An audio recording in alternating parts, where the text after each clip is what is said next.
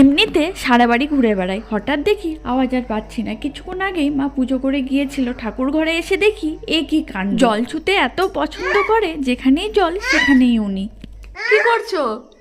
প্রসাদের থালা থেকে একটা নকুলদানাও নেই। গল্পটা তো এটাই হলো, ঠাকুর ঘরে কে আমি নকুলদানা খাইনি। এমনিতে মিষ্টি একেবারেই পছন্দ করে না, মুখে দিলে ফেলে দেয়, কিন্তু নকুলদানাটা খুব পছন্দ করে, জানি না কেন। এত কনকনে ঠান্ডা পড়েছে কয়েকদিন থেকে, টিস্যুটাও তো ঠান্ডা, তাই গরম জলে কিছুক্ষণ ডুবিয়ে রেখে সেটা দিয়ে ক্লিন করে দিই, কিন্তু সেটাও আর আমাকে করতে দেয় না। জলের কাজ নিজেই করতে পছন্দ করে। সেই অন্নপ্রাশনের ঠিক কয়েকদিন আগে মনে আছে তোমাদের, ইউরিন ইনফেকশনের জন্য তারপর থেকে আর ডাইপার পরাই না। বডি ডিহাইড্রেট হয়ে ইউরিন পাস হওয়া বন্ধ হয়ে গেছিল, তারপরে হসপিটালাইজ করতে হয়, নল দিয়ে ইউরিন পাস করতে হয়, কিন্তু এখন মোটামুটি সমস্ত প্রবলেম সলভ হয়ে গেছে।